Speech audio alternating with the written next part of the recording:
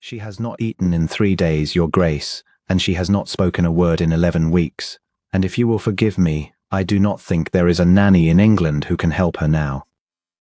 The Duke of Cranmere stood at the tall window of his cold library with his back to the woman who had said it, and did not turn around, because he did not trust his face.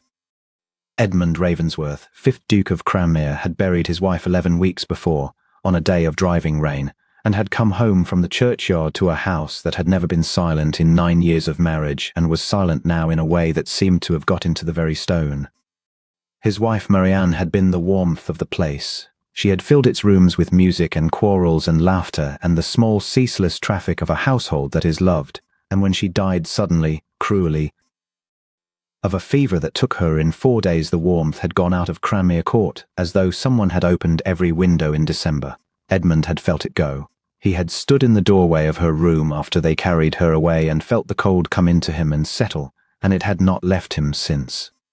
Performed the duties of a duke. He signed what was put before him.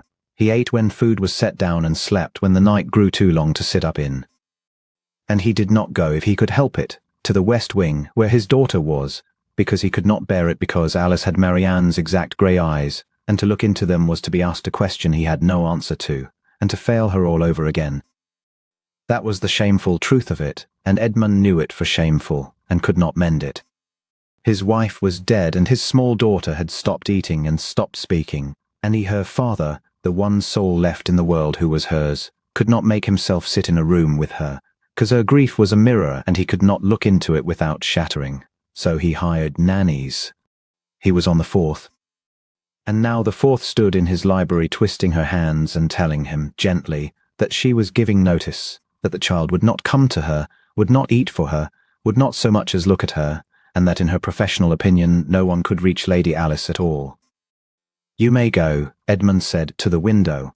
You will be paid to the quarter. Send the housekeeper to me. When the housekeeper came, he told her, in the flat cold voice that was all he had these days, to write to the agency in town for another, and the housekeeper, old Mrs. Pettifer, who had known him since he was a boy and was the only soul in the house not afraid of him, stood her ground and said, Your Grace, forgive me, but it is not another nanny that child wants. And Edmund said, Then what does she want? Mrs. Pettifer? And the old woman looked at him with something that was very close to pity and said, She wants her father. And Edmund turned from the window at last and said, Write to the agency, in a voice that ended the conversation, and Mrs. Pettifer, who had raised him and buried his mother and stood by him at his wife's grave, bowed her head and did as she was bid, because there are some doors that grief bolts from the inside, and no one can open them from without. The woman the agency sent was not what he expected. She came on a grey afternoon a fortnight later, in a plain travelling cloak, with a single trunk and a straw bonnet, and an air of unhurried calm that was somehow noticeable the moment she stepped down from the carriage, as though she carried a stillness with her that the frantic, anxious house had been wanting. Edmund received her in the library, as he received everyone, coldly from behind his desk, and he looked up expecting the usual brisk professional woman full of methods and certainties, and found instead a young woman of perhaps 25, with a quiet, steady face and calm brown eyes that met his own without flinching and without fear. Miss Hartley, Your Grace, she said, and curtsied. Rosamond Hartley. The agency will have told you I have kept children who had suffered losses. They told me you were the last on their list willing to come, Edmund said, more harshly than he meant to. 3 nannies have left this house in 11 weeks. My daughter will not eat, she will not speak. She will not be reached, I am told, and here his cold voice did very slightly betray him. I am told by everyone I ask that nothing can be done for her. I do not know why I am hiring a 4th. I suppose because I cannot think what else a man is meant to do. He looked at her without hope. I will not deceive you, Miss Hartley. You will likely fail as the others failed, and you will leave as they left. But you are here. Mrs. Pettifer will show you the nursery. Do what you can and do not trouble me with reports of what you cannot. He expected her to flinch at that, or to protest, or to offer the brisk reassurances the others had offered and never made good. She did none of these things. She stood in the middle of his cold library and looked at him, really looked at him, in a way no one had dared to look at the Duke of Cranmere since his wife died, a long, steady, searching look that seemed to see past the coldness to the thing beneath it, And then she said something that no servant had ever said to him, and that he would remember for the rest of his life. "You have lost her too," Rosamund Hartley said quietly. "Not only the child. I am very sorry, Your Grace. I will do what I can for your daughter. But I think perhaps this house has two people in it who have stopped, and not only one." And then she curtsied again and went out to find the nursery, and left the Duke of Cranmere standing behind his desk with the strangest sensation he had felt in 11 weeks, the sensation of having been seen. Rosamund Hartley did not, in her first week, try to make Lady Alice eat, or speak, or come to her at all. Edmund knew this because Mrs. Pettifer told him, unasked, in the small daily reports the housekeeper had taken to giving him whether he wanted them or not. The new nanny, it seemed, simply came to the nursery each morning and sat down in the window seat with her own small basket of mending, and worked at it, quietly all day, and said nothing. She did not coax the child. She did not brightly announce meals. She set a plate of small good things, bread and butter cut thin, an apple in slices, a little honey on the low table each day within the child's reach, and she did not once mention it. And when at evening it was untouched, she took it away without a word and without a sigh, and brought a fresh one the next day. She talked sometimes, but not to Alice. She talked to the mending, or to the sparrow that came to the nursery sill, or to herself, small ordinary remarks about the weather and the stitches, so that the room was not silent but was not, either, full of demands. And Lady Alice, who sat all day in the corner by the cold hearth with her knees drawn up and her mother's grey eyes fixed on nothing, was for the first time in 11 weeks in the company of a person who was not, every moment, silently begging her to be well. "She has not eaten yet, Your Grace," Mrs. Pettifer reported at the end of the first week, "but she watched Miss Hartley today, for a long while. She did not think Miss Hartley saw, but Miss Hartley saw. She told me so. She said the child is not gone, Your Grace. She said she is only waiting to find out whether it is safe to come back." Edmund said nothing, but that night, for the first time since the funeral, he walked to the west wing after the house was asleep, and he stood in the dark passage outside the nursery door. And he did not go in, he could not go in, but he stood there a long time with his hand flat against the cold panel of the door, on the other side of which his daughter slept, and he found that his face was wet, and he was glad of the dark. It was in the second week that the thing happened which changed the house. Rosamund Hartley, sitting in her window seat, had begun, so Mrs. Pettifer reported, wonderingly to sing, not to Alice. She sang the way she talked, quietly, to her mending, old country songs and lullabies, half under her breath, as though she had forgotten anyone was there. And on the 9th day, in the middle of one of these songs, she heard behind her a small sound, and she did not turn around. She had the wisdom not to turn around, and she went on singing, and the small sound came again, and it was Lady Alice in her corner. Hot words, not yet, but the tune. The child, who had not made a sound in 11 weeks, was humming along very softly to the lullaby, and Rosamund Hartley sat perfectly still in the window seat and sang the same verse over again and again, so the child might catch it, and did not once look round, and did not once acknowledge it, because she understood that the frightened thing creeping back into the light must not be startled, and that a great fuss made over the first small step is the surest way to make a wounded creature retreat forever. At the end of the song there was a silence.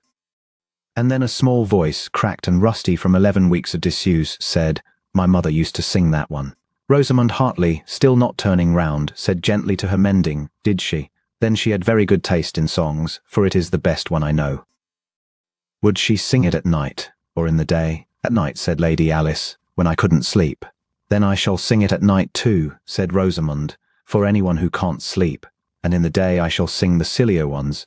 Would you like to hear a silly one?" There was a long pause.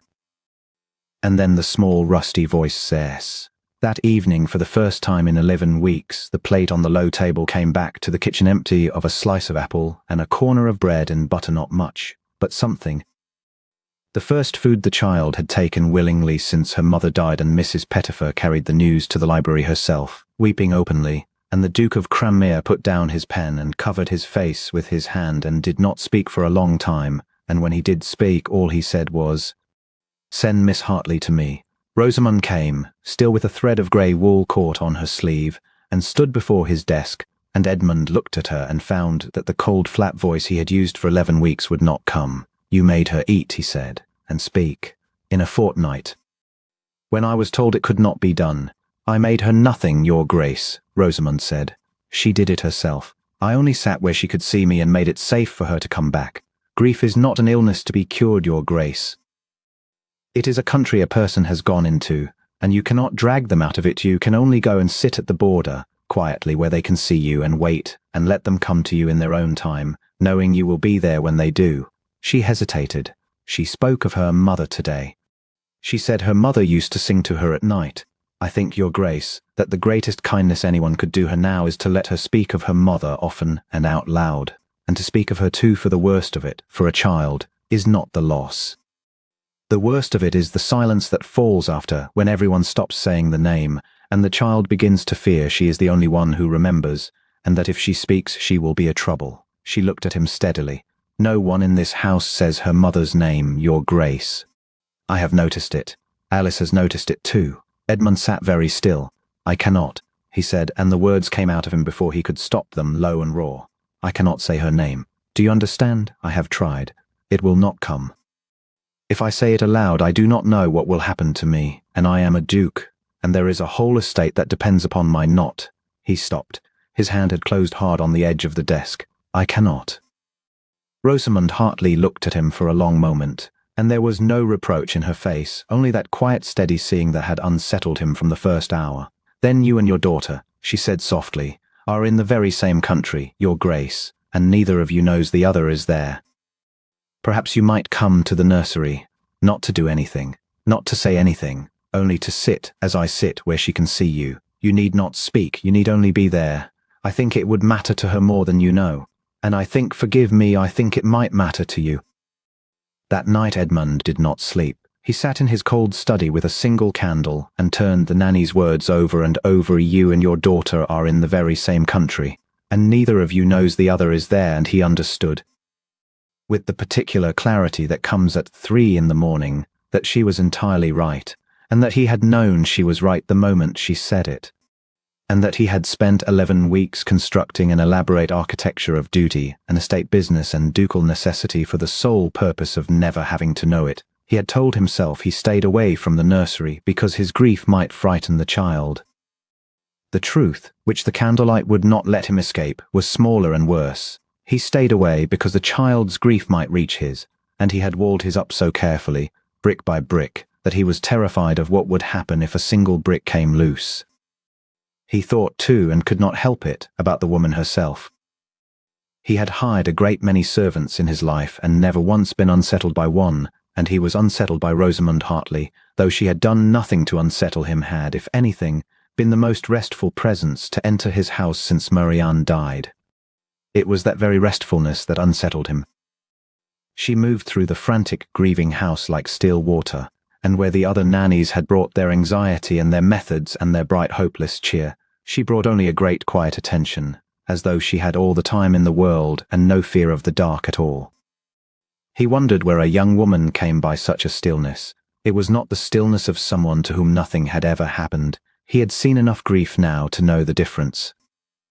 It was the stillness of someone who had walked through the dark country herself, and come out the other side and lost her fear of it. He was right, though he did not learn it until later, when she told him, one evening by the nursery fire, in the low voice she used for the truest things.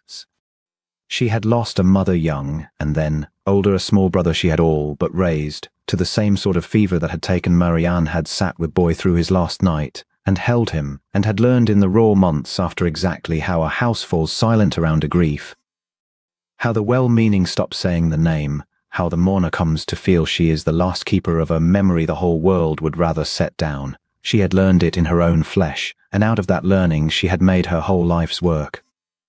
Going into the houses where children had gone dark with loss, and sitting at the border quietly, and waiting for them to find their way back, not because she had a method, but because she had been the child in the corner once and knew, from the inside, the one thing that child most needed, which was simply to be kept company in the dark by someone who was not afraid of it and did not require her to be well before it was time. But Edmund did not know any of that yet, that sleepless night.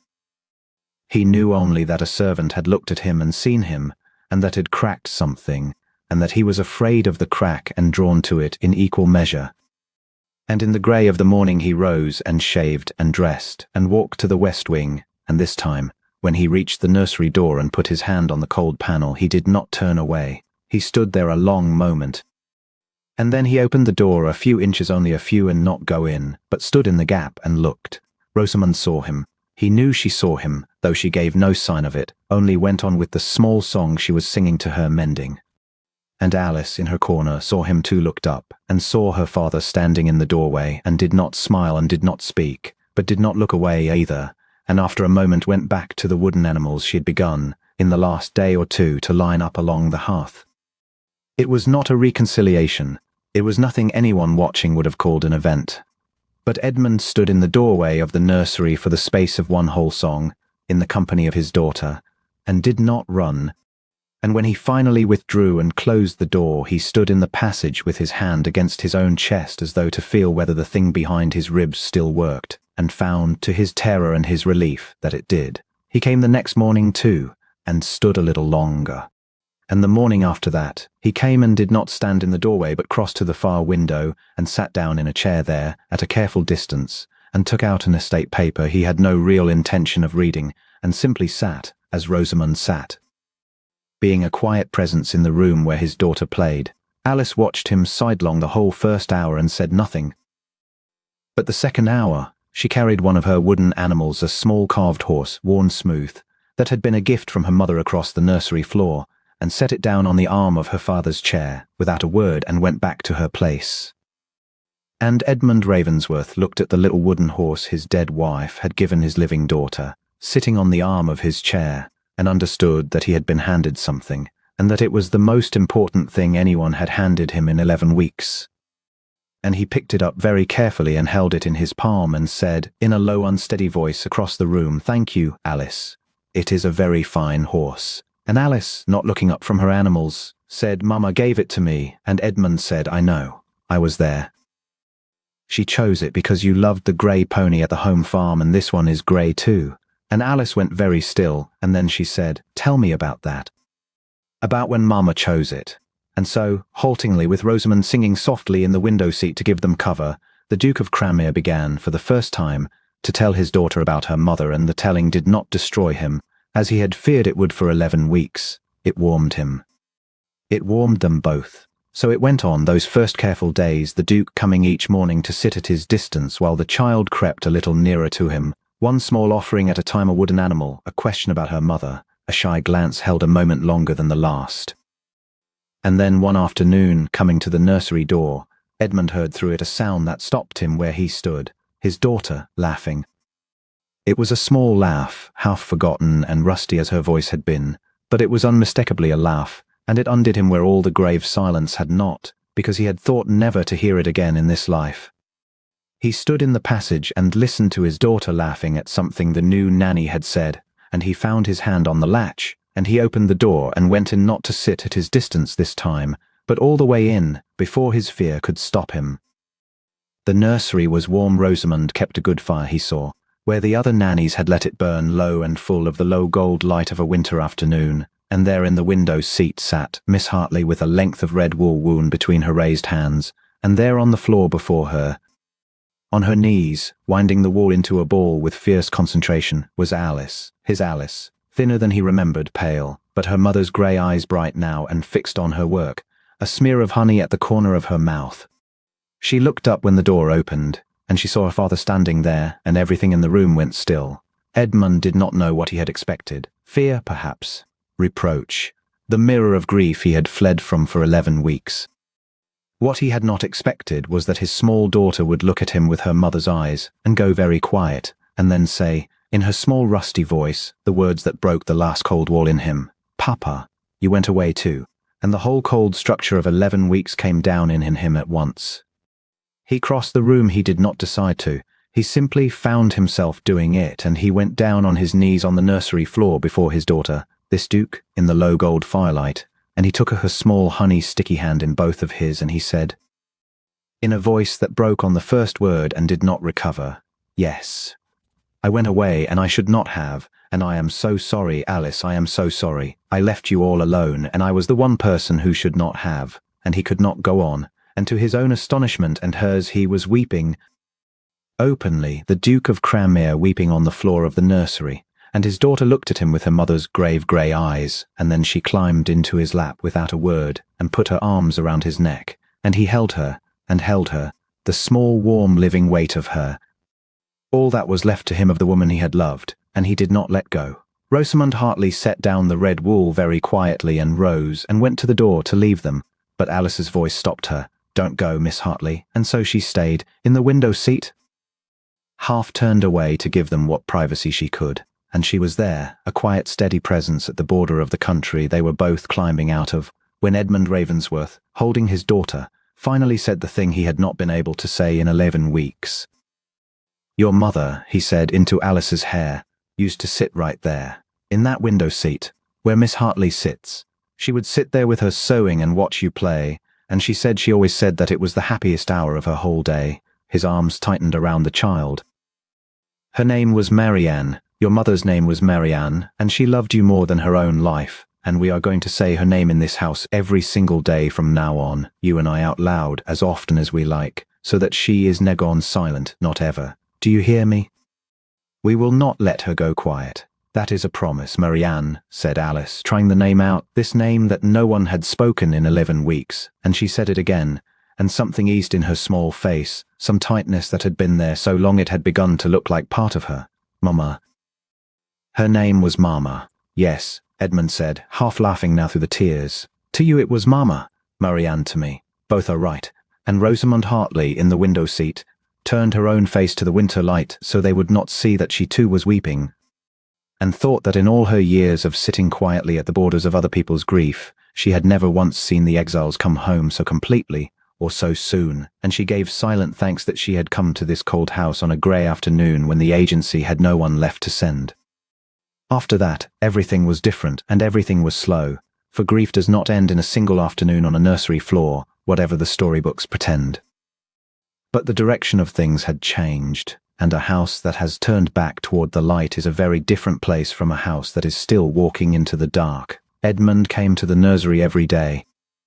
He learned to wind wool and to lose at spillikins and to read aloud the silly poems that made Alice laugh, and he found, to his own quiet astonishment, that the grief he had fled from because he thought it would destroy him did not destroy him at all when he faced it in the warm gold light of the nursery with his daughter's hand in his, that it grew bearable, and then almost gentle, a thing they carried together rather than each alone in separate cold rooms. Alice ate. Alice spoke. Alice began by slow degrees to run again in the corridors of Cranmere Court, and the warmth that had gone out of the house in December came creeping back into the stone. And at the centre of it, always quietly, was Rosamund Hartley. Edmund had not meant to notice her. He had meant to be grateful to her, which is a different and a safer thing.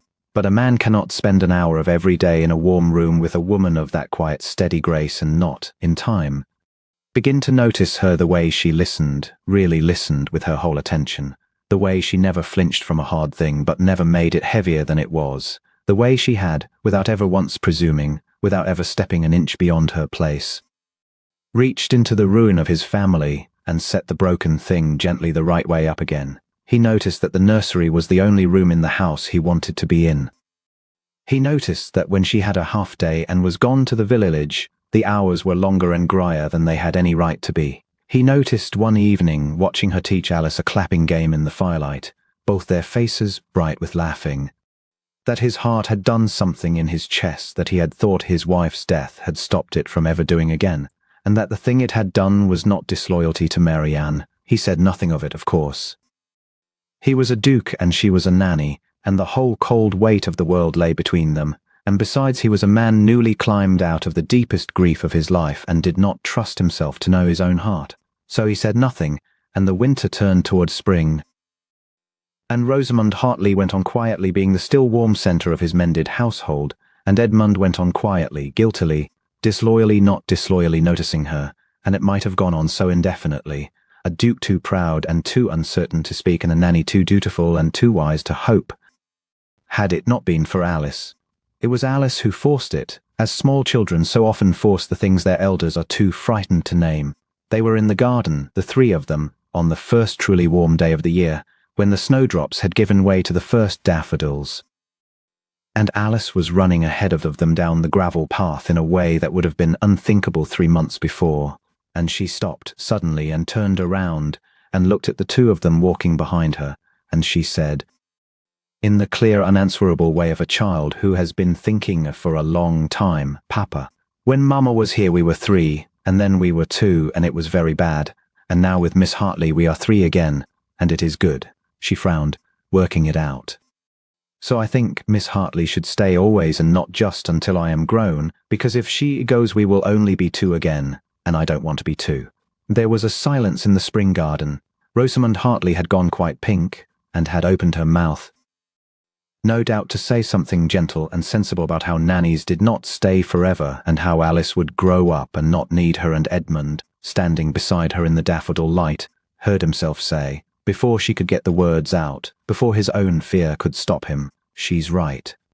Rosamund turned to look at him. "She's right," Edmund said again, and his heart was going like a boy's, this grave, feared Duke.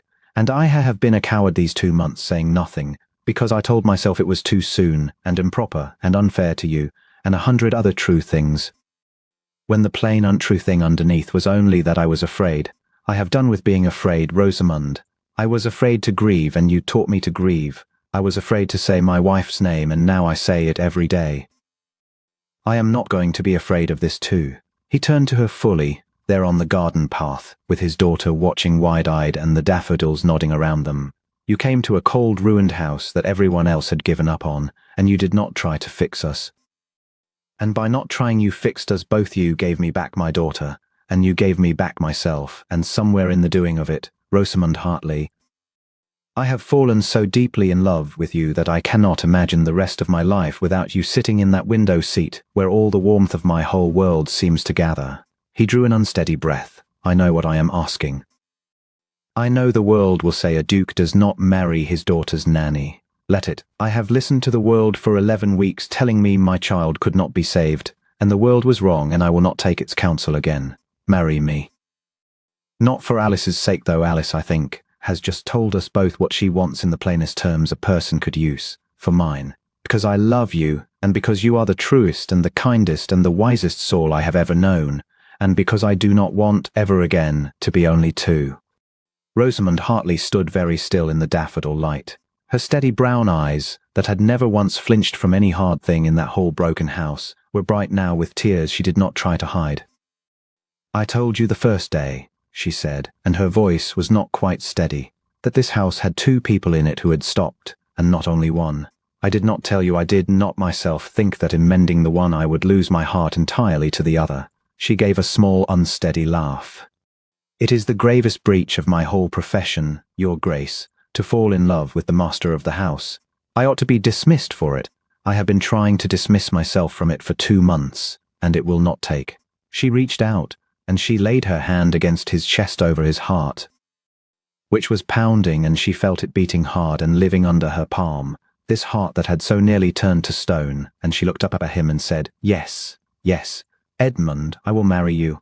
I will sit in that window seat for the rest of my life, and we will never, any of us, be only 2 again." And Alice, from the middle of the daffodils, gave a whoop of pure, uncomplicated joy that no one who had seen her 11 weeks before, silent in her cold corner, would have believed possible, and ran headlong into the both of them, and they caught her up between them. The 3 of them tangled together laughing in the spring garden, and Edmund Ravensworth held his daughter and his bride-to-be in the warm gold light and thought that Marianne, wherever she now was not grieved but glad that she had never wanted a monument. Only that the people she loved should go on being warm. They were married quietly in the early summer, in the estate chapel, with Alice scattering daffodils that were rather past their best, but that she had insisted upon, and Mrs. Pettifer weeping in the front pew, and the whole of Cranmere Court, servants and tenants alike, turned out to see the master they had feared they were losing to grief take a wife who had, everyone agreed, brought the house back from the dead. And the new Duchess of Cranmere kept, all her life, one habit that never changed, on the worst days, the grey days, the days when the old grief came creeping back, for it did still come, more gently now, but it came. She would take Alice by the hand and sit her down and say, "Tell me about your mother.